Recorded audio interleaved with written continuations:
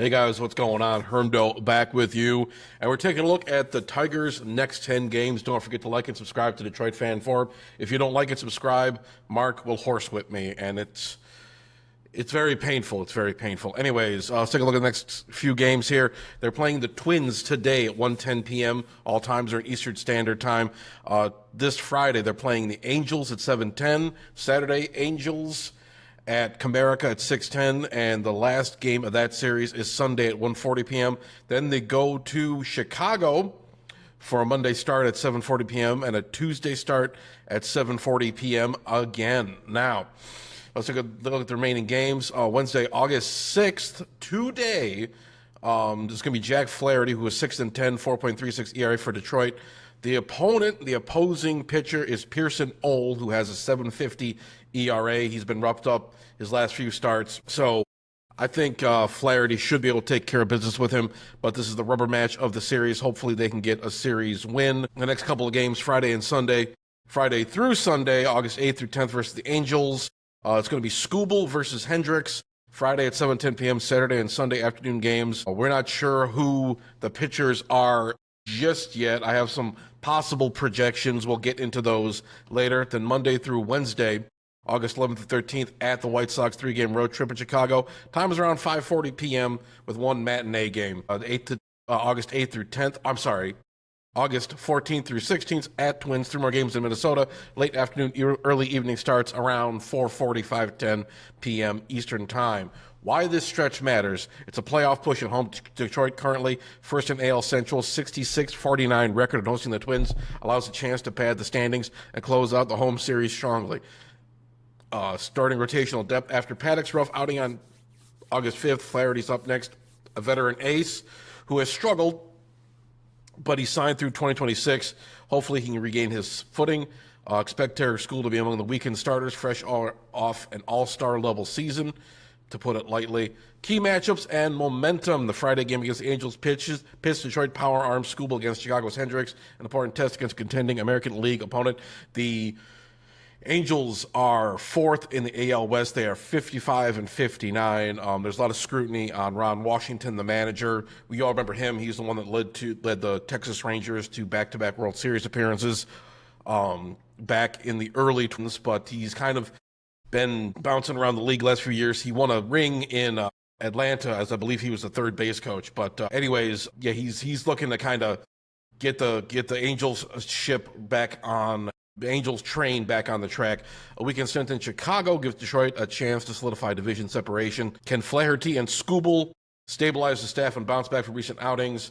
Bullpen utilization, recent trade acquisitions, Finnegan, Montero, and Morton, not Kiter Montero, Rafael Montero, don't get it twisted, have bolstered depth. How will they contribute down the stretch? Impact of injuries and lineup consistency with players like Torres and Green working back to full health. Detroit's offense is evolving. We just got Kerry Carpenter back from the IL. We got a couple guys in our starting rotation are done for the season. Jackson Jobe and Reese Olson.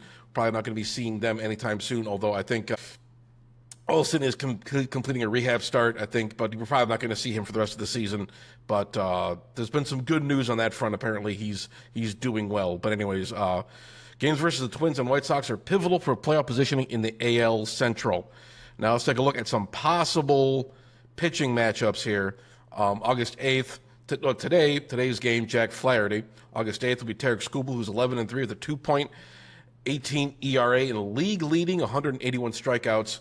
August 9th versus the Angels will likely be Charlie Morton, who is 7-9 with a 5.20 ERA.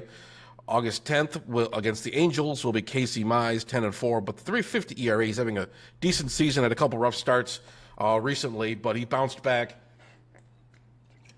and in his last appearance, and hopefully he can remain consistent. August 11th at White Sox will be Chris Paddock, 4.10, 4.77 ERA, and then it just the rotation of Flaherty, Skubal, Morton, Mize, and Paddock. Like I said, that's what they're rolling with for the rest of the regular season. Rotational highlights of, Skubal is looking good. Flaherty, he's been inconsistent. Flaherty and Mize have had their moments. Mize has been very solid this season. We'll see what he can bring to the table going forward. Charlie Morton, he's a veteran addition. He's underwhelmed. I expect him to get a lot of bullpen leverage for his starts. Chris Paddock, he had a really good game for us. His first game looked good, 6 scoreless innings, 6 strikeouts, but he really did not look good against the Twins last night. But he has high strikeout potential, so, we could, probably, hopefully he'll be able to keep us in some of these tight games. How tight some of these games. Detroit's offense has been very inconsistent, and unfortunately, Scott Harris has not really, he's bolstered the bullpen a bit, but he did not really get any bats. The offense was not upgraded. He whiffed on some guys. There was rumors about Eugenio Suarez coming here. That didn't happen. He wound up going to the Mariners. It's kind of disappointing to see, but hopefully, especially when we got guys like Gleyber Torres and Riley Green kind of struggling. I'm not struggling, but they're a little bit hurt. They're a little bit banged up, and those two guys are going to be big pieces for this last stretch down until October. Looking at some of the bullpen and trade deadline additions, Kyle Finnegan, Rafael Montero, and Paul Sewald, although Sewald isn't back likely until September. Finnegan and Montero to play key late inning roles as starter duration is limited. Let's take a look at some of the opponents. Angels, middle of the pack, in rotation. Expect Skubal and Mize to dominate. White Sox, struggling team, solid chance to sweep of Flaherty, Paddock healthy. Twins, twice facing Minnesota at home and away, offers critical divisional games. Ole is a weak Twins starter tonight. Expect Tigers to capitalize. Projected record 7-3. Let's go with the 7th wins. They'll probably win tonight on August 8th with Skubal, August 10th with Mize, August 11th and 12th, which is on the White Sox Rose Series, August 14th, which is Charlie Martin versus the Twins, August 16th, which is likely Chris Paddock versus the Twins. So those will probably be the wins. August 9th, Charlie Martin versus Angels, probably going to be a loss. August 15th, Mize Twins. Possible swing, who knows. August 13th, Skubal's rare day off versus White Sox. So I predict a 7-10 record, which would make them 73-52 by August 16th. We'll see how it goes from here on out, but I think they should be able. These opponents aren't, they're pretty weak, but we've seen what weak opponents have done to the Tigers in the last few weeks. They got swept by the Pirates. That was pretty pathetic. But yeah, I mean, just every time you think that the Tigers could take care of business against a team a few games under 500, they seem to really. They either make it close or they get totally blown out. So we need more consistency from the Tigers, definitely going forward. Hopefully this next 10-game stretch will get them back on the right track. And heading into October, we'll be flying high and be able to capitalize on our opportunities and make a statement season, rather, and get into the October looking good. But that's all I got for you guys for right now. Let me know your comments. Let me know your opinion with your comment section down below. I'm Hermdo. Please subscribe to my channel. Please subscribe to Detroit Fan Forum.